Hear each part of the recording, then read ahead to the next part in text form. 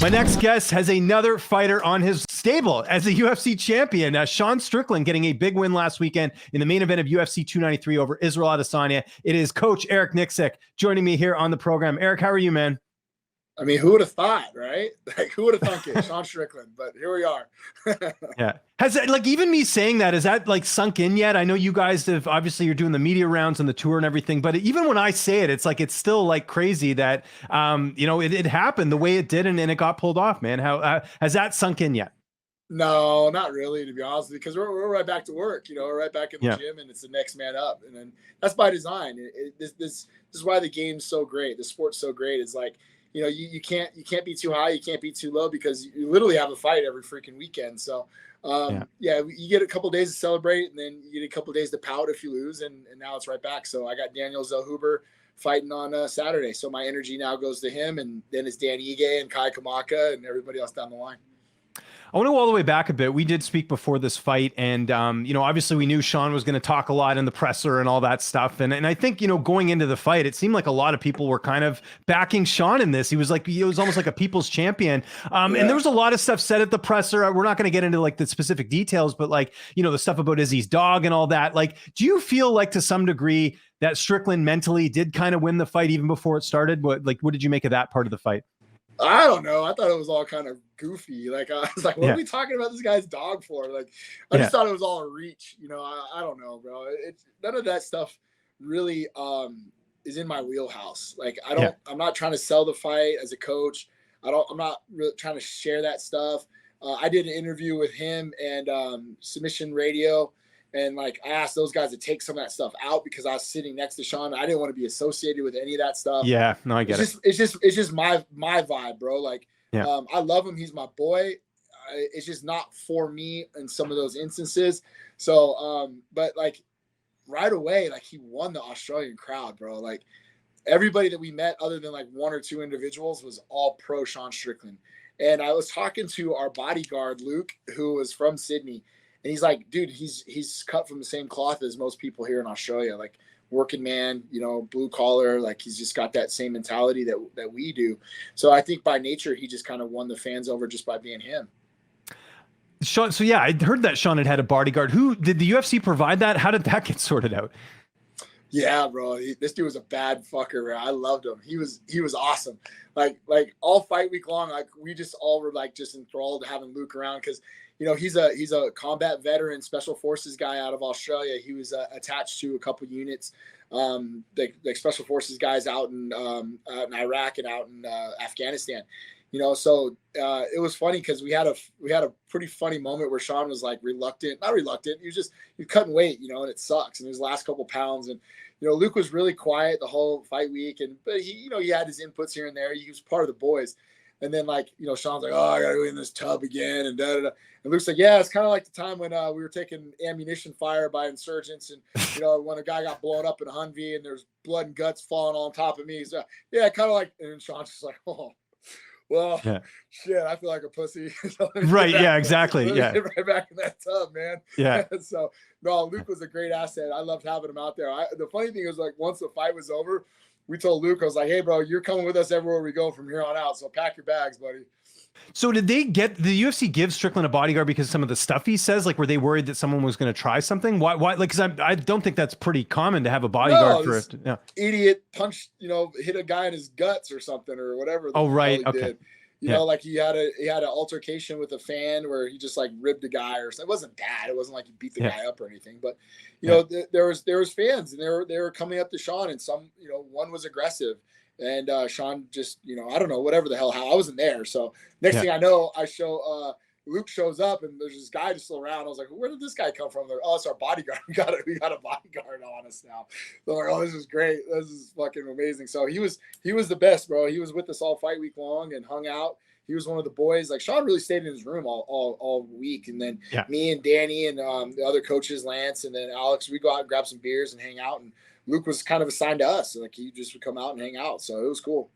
You mentioned the weight cut. Any worries at all that he wasn't going to make it? I know it looked like a bit of a tough one. No? No, not at all. They're Yeah. tough, man. But you Yeah. know, Sean's a gangster. Like, you know, Yeah. not even a worry. He didn't look great, obviously, and it was the last pound, and he was trying to go on the, you know, they interview him right after. He's trying to get water in him, and they're like, "Hey, Sean, what do you think about the fight?" He's like, "This sucks. Like, I don't want to talk right now." So it looked bad, but remember, we had like damn near over 24 hours. Like we had like a whole day to recover, a day and a half.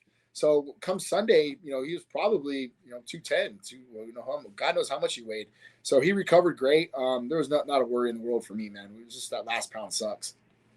The big question I want to know, and I'm sure you've been asked it, but how did you keep Sean to stay on the game plan? You know, with Pereira, obviously he wanted to prove a point. Was it because he knew it was a title fight? Like, how did you convince him? Because it looked like he followed everything to a T in the fight. No, that was Sean's style, Sean's game plan. Yeah. It wasn't necessarily my game plan. Where my fingerprints were on this fight was the cage cutting. Okay. Not chasing. We're not going to chase this guy. So Izzy does a beautiful job with his footwork and creating drop step angles where he gets you to walk into things either southpaw or orthodox. So in those resets, we use the cage as an inanimate object to make it to where we funneled him into the corner post. By doing so, it had to reset his rhythm and reset his feet. In that, that's where we try to find our exchanges. So it's like teaching calculus to my 6-year-old. And really, I mean, Sean's our 6-year-old. So the way you have to break it down to him, there's some things that to his credit, I said, no, like, don't chase this way. You have to do this. And Sean's like, no, I like to do this because I want him to do this. Okay. You know, he's the one that's in there, not me. So the credit goes to him, man. It's his style. It's the way that he fights. Having Danny Davis as our other coach, but also body type. He was probably, to me, like really like Danny, the MVP of this whole thing, because really Danny gave us this great look. Danny's been my fighter for 15 years. I've cornered Danny forever. So if there's anybody that understands what I'm looking for, it's Danny. So Danny was able to emulate a lot of this stuff that I was asking for and set the traps and understand where those traps were and what Izzy's ultimately going to be looking for. So the game plan in itself, yes, we always want to wrestle. People are like, the game plan is wrestle. No, that's always the game plan. We always want to initiate some grappling. A couple reasons why is, for one, we want to tax on this guy in a 5-round fight. We want to make him work. We want to make him pummel. We want to make him wrestle. But number two is he such a rhythm fighter? And how do you take a guy off a rhythm? You have to grab a single leg. You have to get an underhook. You have to make him work, make it a little bit dirty. And fortunately for us, it never came to that point. We didn't have to. Sean was downhill and was attacking the entire time. So why change something when it's already working? If it's not broke, don't fix it. That was the mentality. And going into the 5th round, I didn't want to change anything. I didn't know what the score was. In my heart, I said 3-1. In my heart. In my head, I said 2-2. The reason why is because I didn't want Sean to take his foot off the gas pedal. Because if we took the foot off the gas pedal, that puts us at a different range. That puts us at C range, where Izzy's is best, the kicking range. Nope, it's 2-2 going into 5. Let's get nose to nose with this guy, and let's smother him. Because if we keep him smothered, that's where we're at our best. And we're okay there. Last point is I wanted to put our fucking foot on his throat. I wanted to make him feel that pressure, and I wanted to put an exclamation point at the end of this fight. So that's what he did, man. And that was essentially a lot of the game plan. But, you know, remember, there's a specific style that Sean has. It's not trying to take it away from his style and make him a new fighter. It's take what your best, which he does the best, and give it its best attribute and hide the holes. How do you bury the holes and not get exploited? And that's all we did. And it's credit to Sean, man. He's the guy in there doing it. How much did the fight play out to how you expected it to play out? You mentioned that you did expect to have a little bit of grappling in there, and that didn't happen. Other than that, did it pretty much play out how you thought it would? Yeah. I mean, obviously, you know, you just don't know in the fight game, right? But what our best attributes were, I knew that Izzy was going to have a hard time figuring that out in a short amount of time. Now, like I was talking to Luke Thomas about this privately, it was, you know, remember, Izzy's a Rubik's Cube. But how do you solve a Rubik's Cube? You solve one side at a time. And once you get the white side done, then you work on the red side, then this side, right? So all I really wanted to do was try to figure out one side of the Rubik's Cube. And if we can do that, if we can accomplish that, how far does it take him out of his game and out of his element? And it did. It took him very far out of his game and out of his element. And I was perfectly fine with solving one side of that Rubik's Cube. Now, it doesn't mean the next time we fight them that they're going to change, they're going to adapt, and it's up to us to do the same. We have to come up with some new wrinkles as well. So, but I wasn't surprised, because anybody that's been in the cage with Sean, sparred him or fought him, they'll tell you he is very basic, but it's a different type of pressure and pace. Yeah. That first round, when he starts hitting him towards the end, did you think it was over? Like, what was going through your head when that was happening? Especially if it had a little bit more time, like who knows how it would have gone. What was going through your head at that moment? I looked over and watched the commentators. I didn't even watch. I was, so what I wanted to make sure is I stayed in the moment and I stayed calm, because there was nothing for me to scream. There was nothing for me to yell. He couldn't hear me anyway. He wouldn't listen anyway. So at that point, I actually looked over and watched Megan, watched her face in disbelief. I watched Anik. I literally, I don't know if you can see it on the replay, but I'm like this. And I look over and I like this, because the main reason why is I wanted to stay level-headed and focused on the task at hand had we gone into round 2, because there was very, very pertinent information that I wanted him to hear, especially with some of the traps I saw Izzy setting in round 1. So I wanted to keep him grounded and keep him centered. His adrenaline dump was going to be huge. So in between round 1 and 2, I was like, hey, great round. Let's get back to center, calm down. But I need you to listen to some very, very important information here. He's setting you up for a same side head kick out of southpaw. So listen to what I'm telling you, because if you keep doing this, he's going to follow it by a head kick and you're going to get knocked out. And he said, yes, coach, I know exactly what you're talking about. And here's the adjustments we're going to make. So that I literally grabbed him. I said, you need to listen to this. Calm down and listen. So after that round, I mean, you know, it was just, I was excited. My heart was beating, but I just knew, I was like, I don't know if he's going to get him out of there right now. Did you think there was a possibility, though, he was going to finish it? Depends on the ref, right? You know, yeah, that's true. Yeah. Mark Goddard, you know, I thought he was a little quick on the Aljo one. So yeah. You know, I don't know, but you know, you just never know. He's got the best seat in the house.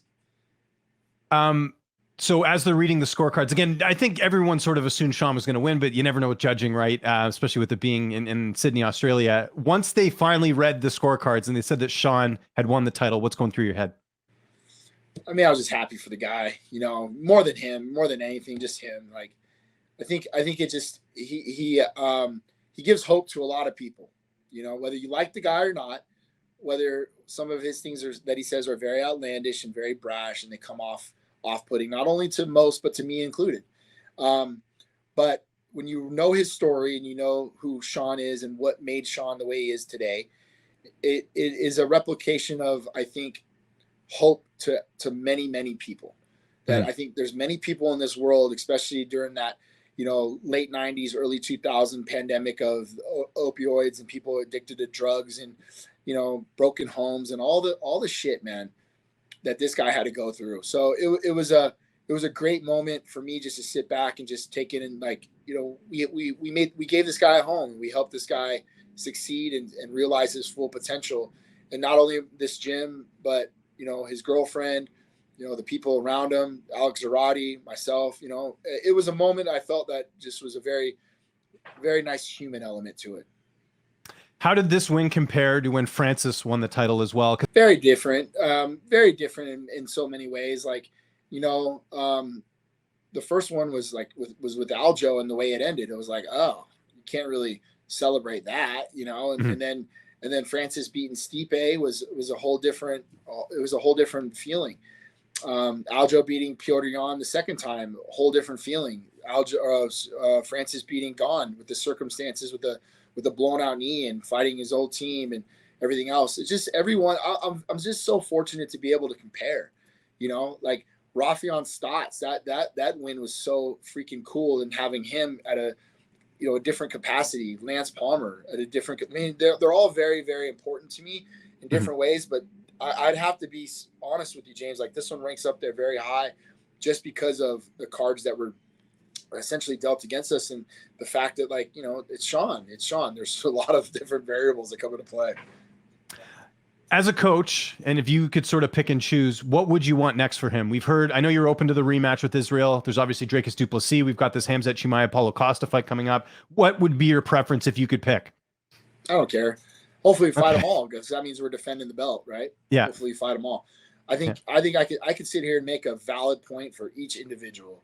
Yeah. And it doesn't matter what I think or what I say. It's up to the UFC and what they think is next for them. So, if you look at Israel, his body of work, he's arguably the best middleweight to ever do it. You can plug him right in there. You could plug in Dricus, because he was the guy that beat Whitaker. He was the one that was supposed to be in that spot. He has an argument for that. Jared Cannonier, company man, going out all the way out to Australia, cutting the weight, beat Sean Strickland, has a win over him recently. You can make that argument. Chimaev, the backstory of him training with us for a long time, these guys being somewhat friends, if you will. I think Khamzat is a great opportunity. Paulo Costa, another fresh name. Now think about it this way too. If Sean continues to win, Robert Whitaker's one win away, because that's another fresh matchup. Whitaker goes out and gets a win. Whitaker gets plugged into that mix right away. So there's a lot of great fresh matchups I think you can make it at the middleweight division, just because Sean just disrupted the whole situation. I know you're not a politician. Again, you coach Sean. It's a completely different thing. But what do you make of kind of this narrative about Dricus Du Plessis not getting the fight? And then, obviously because he was injured, and now sort of the UFC saying, well, you missed out on this opportunity. Like, well, what's your view on that? I was just curious. It's the fight game. It waits for no one. And, we have a saying that when opportunity waits for no one. So when the door knocks, you have to be willing to open that door. And that's always been our mentality here. It's been ingrained in us by our lineage fighters that we've had here. Jay Haran, especially. Jay Haran is always, and you guys heard me echo this, stay ready so you don't have to get ready. And it doesn't matter the level that you're in. And Jay always said that more for the young guys getting a short notice call to get in the UFC, because that phone might only ring one time, and you hang up the phone and you don't take that, then it might be passed on to somebody else. But it really resonates, I think, with a lot of these guys that are in these opportunities, like Sean when he took the Eminov fight, right? 4 or 5 days notice, we're fighting a main event, fighting a boost because no one knew who he was. And he said, all right, I'll take the opportunity. That was a trap fight. We all know that. It was a trap. Yeah. But he went out there and executed and did what he was supposed to do. So, you could say that, like, Dricus fumbled or this or that. And I get it too, man. The dude probably had legitimate injuries. But, the same thing happened to us with Francis. It was like we couldn't fight Derek Lewis in August. We could fight him in September. What did they do? Later, interim. Yeah. We're the champ of the world, and we don't get that opportunity. So they wait for nobody, man. And sorry, bro, but the opportunity knocked on our door, and we kicked that motherfucker in. That you did.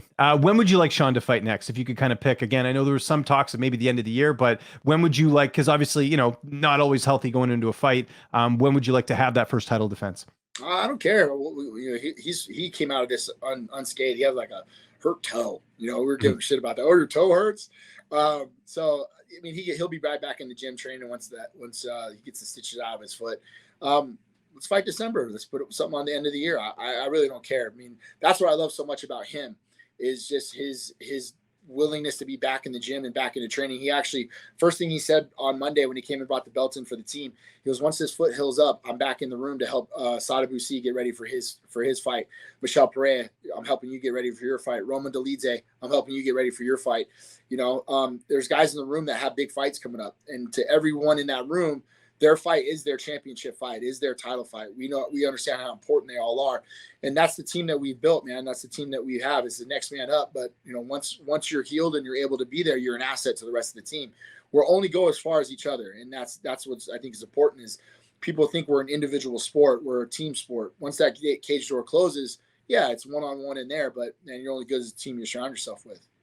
Last question. Funniest story from Sean during this fight week, maybe before, after, doesn't matter. Sean's always cracking jokes, but what's something that stood out to you? God, that's put me on the spot, because there's so many good ones. Mm-hmm. I don't know, man. Like, just the way he thinks, man. Just the level of, I don't know, shit that goes through his head, man. I'll tell you a funny one, and I'm reiterating one because it just comes to my mind, is like Brad Tate always wraps Sean's hands, but Tate wasn't on this trip with us. But Tate, every time we wrap hands, we come up with a scenario, and we include Tate in the scenario because we make him like, okay, so like, hey Tate, so if we're all flying, to wherever, and we get in a plane crash and we land in the forest, right? And so-and-so is alive and all this goes on and and we like lay out the scenario for him, like, who's the first person you're going to eat? It's like, Yeah. wait a minute, like now we're cannibals, like, you know. And so we start like putting these scenarios out for Tate, Right. and Tate's like, you guys are some sick fucks, man. But this is how you keep Sean entertained: is you put him in these like, you know, apocalyptic scenarios. Yeah. Who's gonna do this? And then Chris Curtis is like, well, here's the plan: is the plane crashes and Sean's still alive, we got to kill Sean immediately because Sean's gonna turn into a cannibal and start killing everybody else, and yada yada yada. So our brain level is literally at a junior high kid. Male junior high level of thinking, but we always go through these funny scenarios and fun stuff that just literally he's getting his hands wrapped and going to fight, you know, a main event, but we're cracking jokes and keeping it light and having a good time. Eric, thanks so much for doing this. And hopefully you get a little break. I know you don't. Daniel Zellhuber, you mentioned, maybe just mention before we get out of here, you got coming up again. I know Zellhuber, Dan Ige, Roman Dolidze. The floor is yours, man. Yeah. So yeah, you nailed it. And then Kai Kamaka in October 7th for Bellator. So those are the main guys right in a row. Then we have obviously Tyson Fury. We'll head out to Saudi Arabia with Francis sometime in October. Come back, head to New York for Roman, and then hopefully we get, you know, some more stuff booked down the line. But you know, I want to give a good shout out to our girl Maria Favela for you know, for getting through cancer, man. Like, she's been a huge inspiration to all of us in the room, and really behind the scenes has pushed us in a way that I think that we understood the fragility of life. And I just want to give that shine to her. She's been a huge inspiration to not only myself, but Sean, and everybody else in this room. So, you know, her fight was our fight, and that title, you know, it belongs to her as well.